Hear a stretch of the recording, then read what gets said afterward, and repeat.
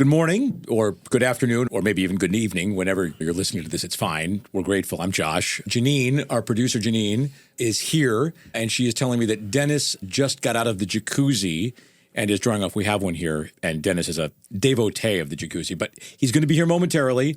But if you're ready, Janine's ready, I'm ready, so let's grip it and rip it on the back nine. This is The Back Nine with Dennis Williams and Josh Mora.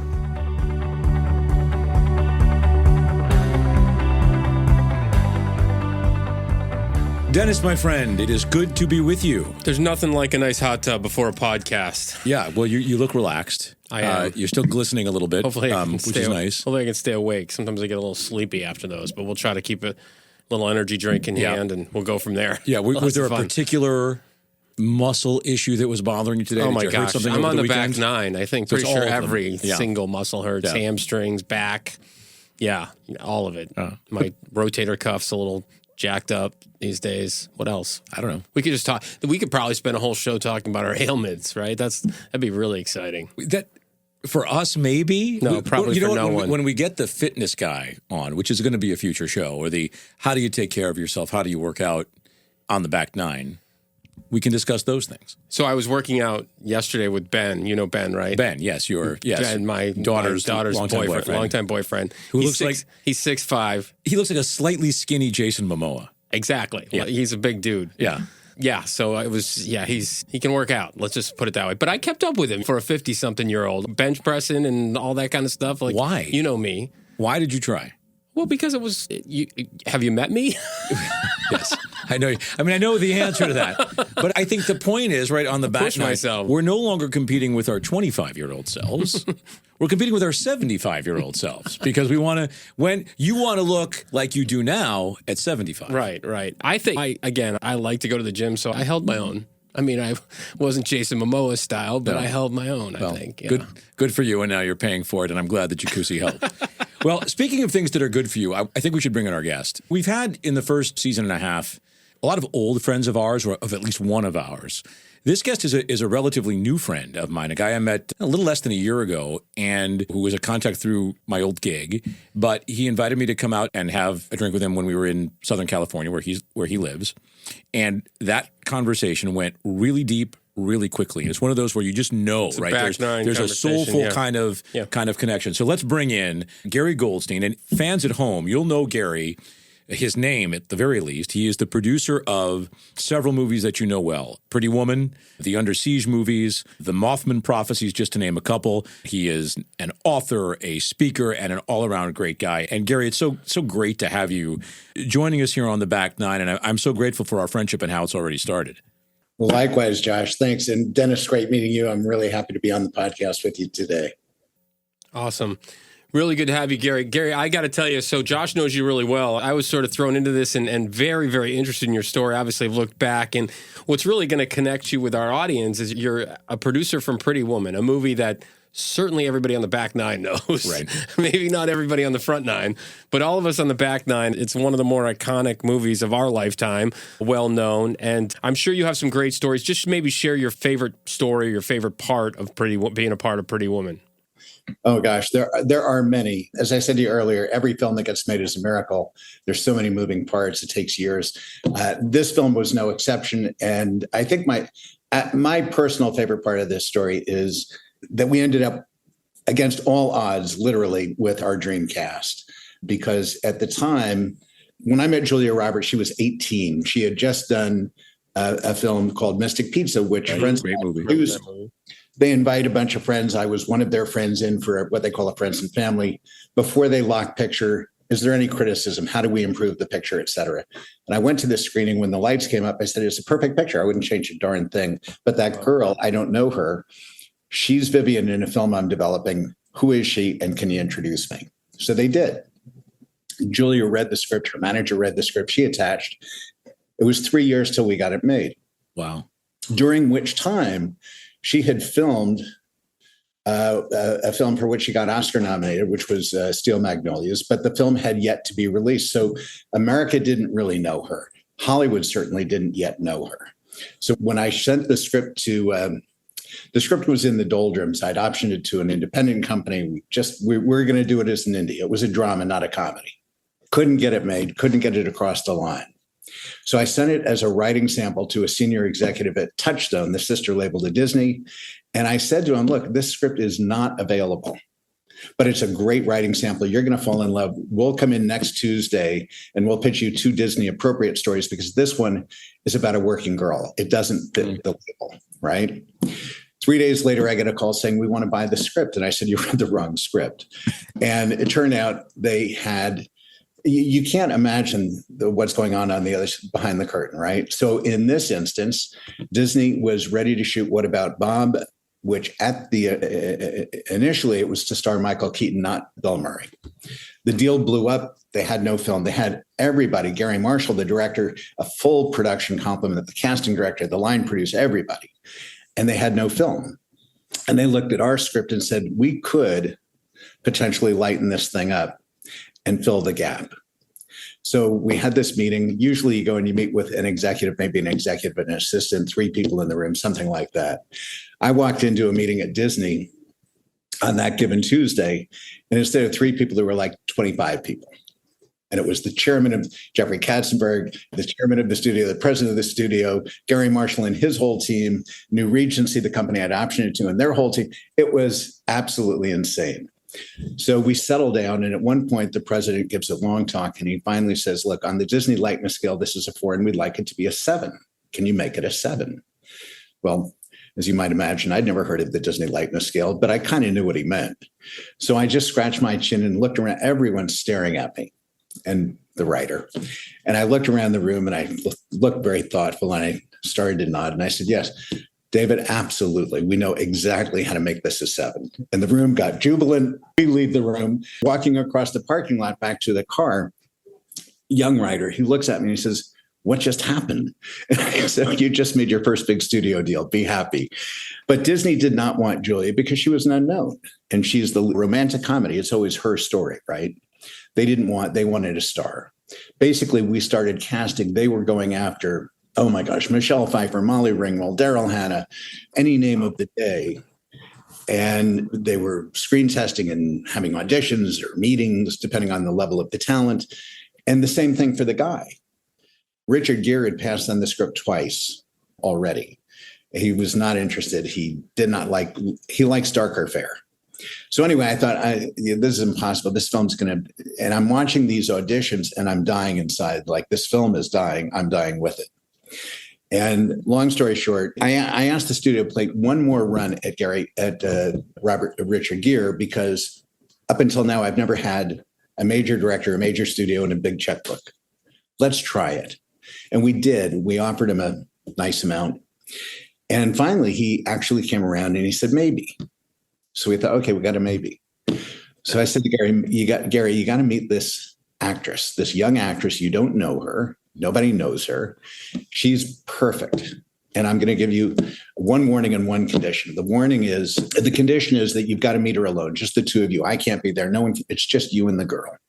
And the warning is you're going to fall in love. And I'm sorry to your wife, but it's going to happen. So he goes and he meets her, and suddenly he falls in love. And he says, she's the girl. And I said, great. Now the trick is, in order to get her onto a screen test, we need her against a star. We need an anchor tenant. And I said, well, Richard's a maybe. And he comes up with the idea. He said, I'm going to fly Julia to New York. He and Julia get on a plane. They go to New York. They go to Richard's apartment.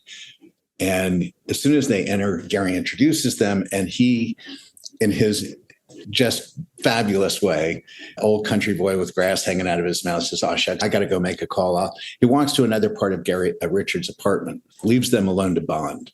10 minutes later, he picks up his cell phone from the same apartment, calls Richard Gere. He says, how's it going? And Julia can hear who's on the phone. And Richard says, yeah, it's going great. It's good. It's good. When Julia sees on Richard's desk a pad of Post-its and a pen, and she grabs it and she writes something and she tears it off. She hands it to him while he's on the phone. And he looks at it, and all it says is, please say yes. And it was so charming. And so Richard just breaks out laughing and says, yes, I'll do it. And that was it. Then we brought him back to Hollywood. did the screen test. The chemistry was so indescribable. It just burned the film up in the camera. It was just so beautiful. That's so great. What a great story. And you did that when you were in your late 30s, right? And so there were some movies that followed. Were the experiences on those other movies different as you started to move towards the back nine? Yeah, I mean, I think every film's different. It really has to do with who's at the head of the film and the director and the producer and the studio and what's the energy of that set. Gary was one of the most delightful humans, one of the funniest, smartest guys you'd ever hope to meet, just a doll. And he had an open set and everything was always light and levity and practical jokes and film. Like when Richard touched the jewelry case on her hand, that wasn't meant to be in the film. That was for the gag reel. We're doing stuff like that all the time. Other sets are a little bit more serious. Like Under Siege it was fun because I liked Andy Davis, the director. It went well. We were down in Alabama. But it was a big action film, and it was a huge set with lots of military people and Steven Seagal, who is a different kind of an energy, different personality. Let's just say that. Yeah. And so the Mothman Prophecies was another amazing set because that story was kind of I won't bore you with the story, but a private homage to my dad. It was reminiscent of my experience for the couple of years after my father unexpectedly died.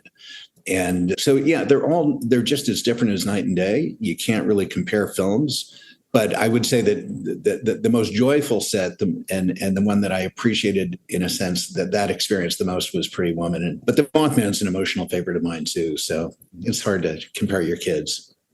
So as you get to the end of that, because the Mothman Prophecies was one of, if not the last film that you produced, right? So what changed there as you're in your 40s somewhere that made you say, I'm going to go do some other things? Well, there was a domino effect. A bunch of stuff happened. The studios were bought by multinational companies who didn't really understand the film business. And then between that and the invention of the $20 million star and the doubling and tripling of budgets and the number of films that were getting made, the fact that those at that same time, parallel to that, partially because of that, all the 30 amazing independent companies that were putting out as many films, if not more, than the studios, the majors, they got eaten up or went bankrupt or got bought for their library value. And I just didn't enjoy it anymore. I just this is not, it went from being a risk-oriented business where in the 70s and 80s and even 90s, you saw mostly original films. Not everything was based on some pre-existing market-aware IP, like bestsellers, video games, comic books, whatever. And those are the kinds of films that attract me.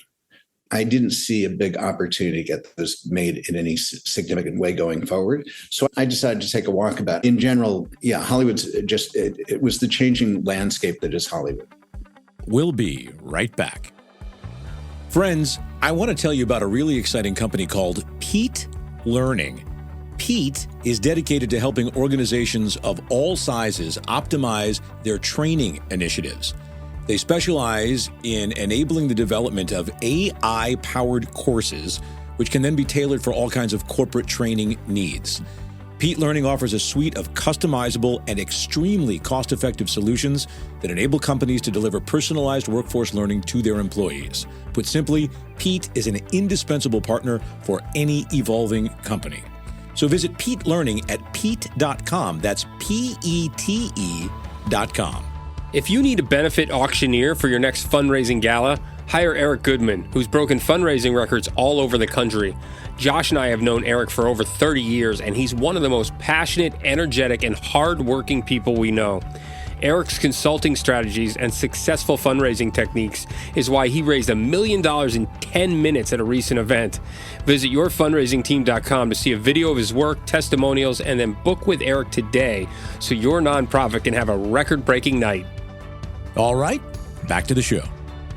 What type of things have you learned on the back nine in your journey? Can you take us into the personal life of Gary Goldstein and kind of help our listeners out? And obviously that's a major transition, right? To move away from that. And what are some of your big learnings? There are many, but Dennis, I would say there's one sort of that above all is worth mentioning. I had some unfortunate dentistry. Long story short, I ended up I was sort of in fetal position on a floor with no food, sleep, or water for 8 days. They found me and I was taken to emergency, and I had entered into a fairly advanced state of sepsis. And they gave me like not a strong shot of surviving. I got through it, obviously. I'm here. I woke up from this sepsis experience and thought, wait a minute. I've done some good stuff. I've had a blessed life. There's a lot more runway for me. But I just don't want to keep being busy the way I've been busy, staying in the same lane that I've been in. I want to start making legacy moves. And if it doesn't align with that true north, it becomes an easy metric. Should I take this opportunity? Should I have this relationship? Should I enter this business venture or not? And it became very simple. Where I'd always said yes, I started saying no a lot. And it was like, no, if I am not proud of my life at the end of my time, I will have failed me. And I can't afford to do that. So I'm just going to do stuff that I think is really going to make the world a better place. It's going to be exciting and challenging to me. And so that to me is the single biggest shifting gears, if you will, in the latter part of my life. I'm 73. I was in sepsis, in not quite 10 years ago. So it was in my early mid 60s that I sort of had this come to Jesus. And it has made all the difference, because I think it's how we best express our truth or humanity. And we often sort of put ourselves to the side in the service of what we feel we should do or obligated to do or what other people think, et cetera. But as my friend Noni White said so beautifully, purpose feels weighted, legacy feels expansive, something from ourselves reaching beyond ourselves. And that's kind of where I really wanted to go. So to me, it's just a deeply personal journey. It's an inside job that makes you really think, what are my true unique gifts? What's my understanding of the world and my place in it, and how we speak with our hearts, and what's the deepest expression of how we care for ourselves and for others? And let's make that our priority. Well, and what's neat about that, Gary, too, is we started this podcast with the idea for people that are just getting to the back nine, right? And your purpose-driven discovery following your sepsis incident is an awakening that, hey, I might be running out of holes here. We don't know when that last little bit is going to come, right? And so when we got really deep with our conversation a few months ago, one of the things that we started talking about was that you're writing what I think is your third book, right? You've written two, and you've got your memoirs. Essentially, it's your memoirs, or it's a story that's fictionalized around them. Loosely, right? And we started talking about the relationships that you're covering. We talked specifically about the people that weave in and out of our lives, and the most special people who even if they leave our lives in our teens or our 20s, they stay with us for a long time. And maybe you can expand upon that relationship if you want to talk about that specifically, or that idea in general. Yeah, I mean, listen, something I've always known, I learned this from my dad. He was an extraordinary guy, given his very progressive for his generation. In fact, short story about my dad. So I was an attorney. I used to be a criminal, then a civil attorney when I was in my later 20s. By the time I was 30, I realized this is not my lifestyle. I'm going to wither from within. Mm-hmm. And so I went to my dad, who was my hero, and I was really nervous. I didn't want to tell him that I was going to quit a job. I was telling him that I was quitting a career, and I was expecting some parental lecture. And the second I got stuttered and got it out of my mouth, my dad had this Cheshire grin on his face. He just smiled and he said, "Great." And I was like, I don't understand. This is not what I was expecting. And he said, "I don't see that you've been happy. And I think that you should figure out what it is that most excites you. And whatever that is, go chase that. Live your life." Not typical of a guy from his generation. And so I always had great friendships. I was good at friendship was something that I really relished. But I think I really sort of got more I became more of a professional when I thought about friendships. Like, it really became the ultimate thing for me. That's the greatest value in my life. And I have a ridiculous life. I have friends all over the world, and like extraordinary people, where I know that if I called someone, even if I hadn't seen them for a year or whatever period of time, they'd show up on my doorstep and vice versa.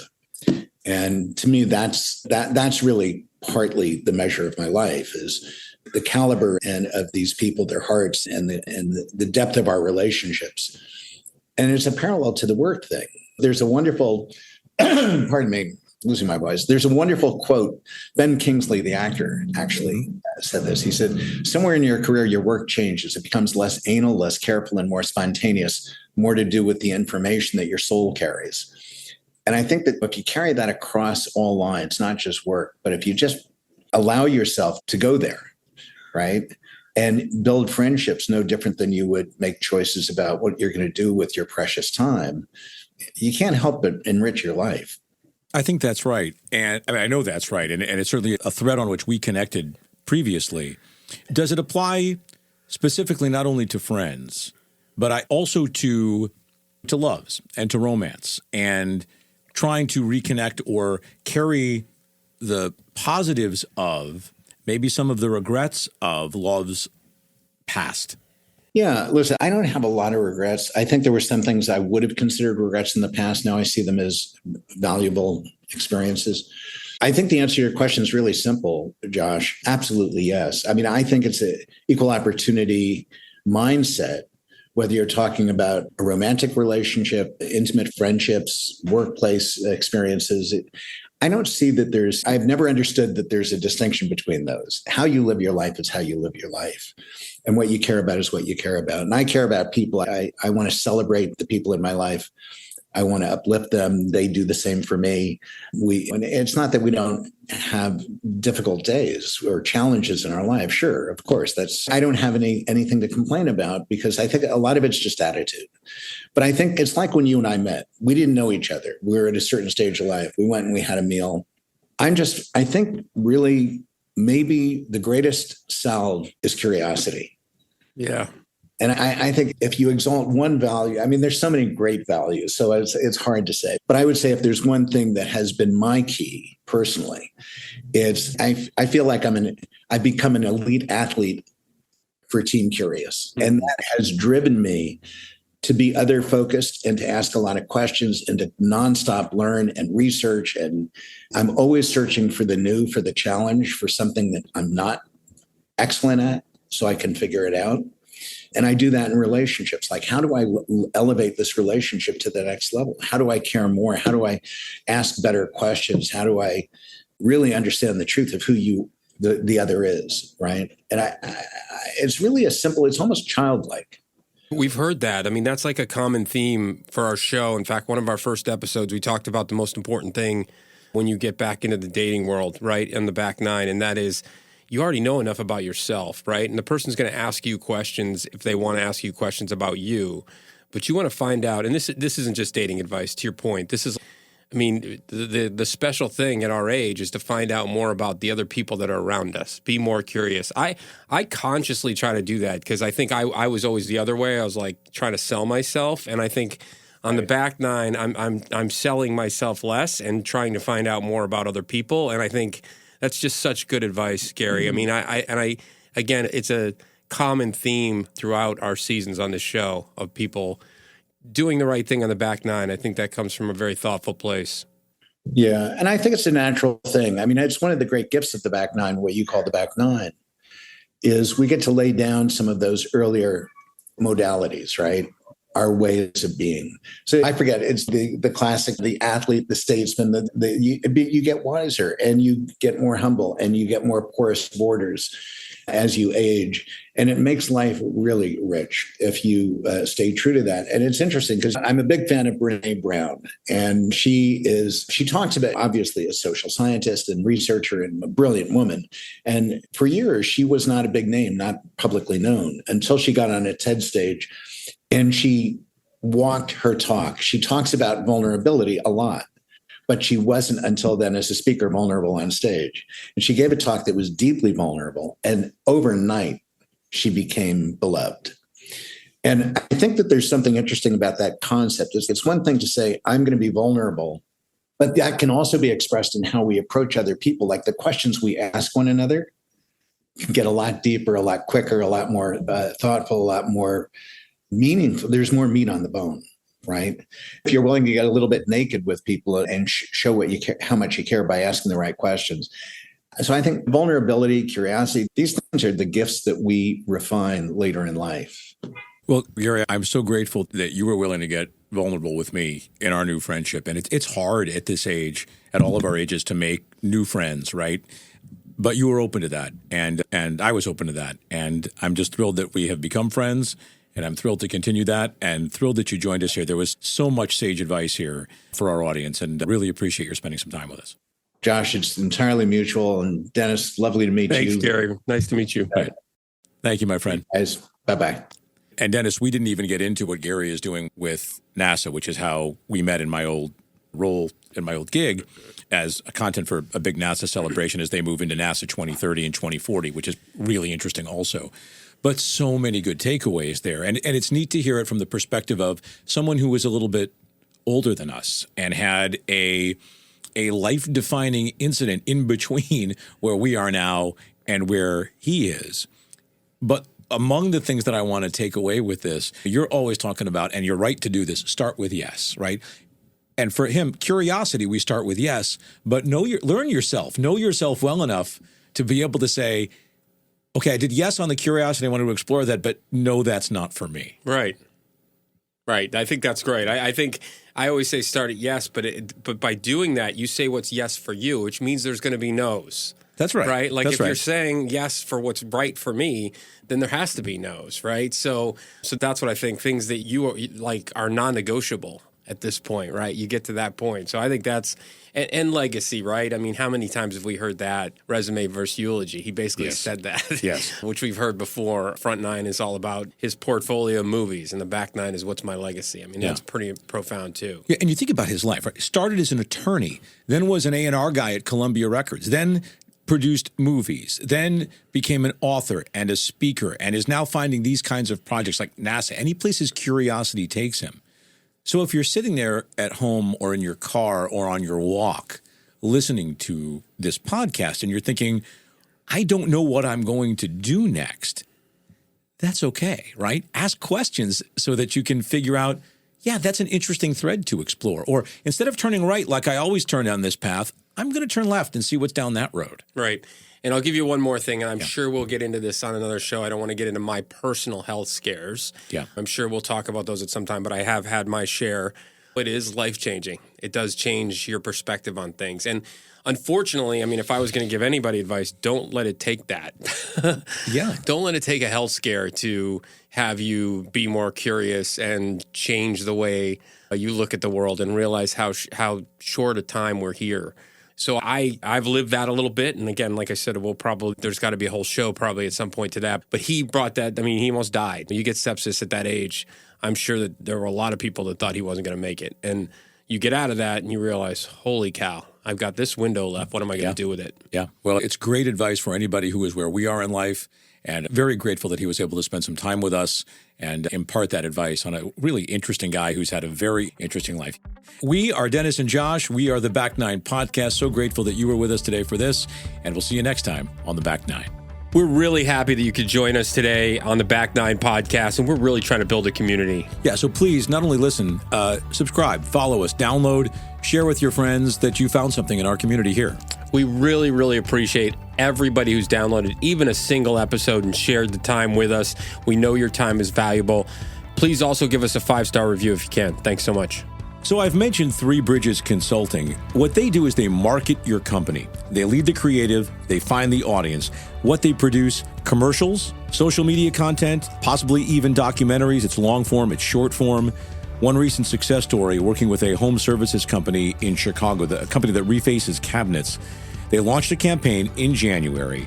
They had 5 times the revenue of their previous January and $1 million more in revenue than in any prior month after they launched this campaign. Once again, it's Three Bridges Consulting, the number 3, bridgesconsulting.co.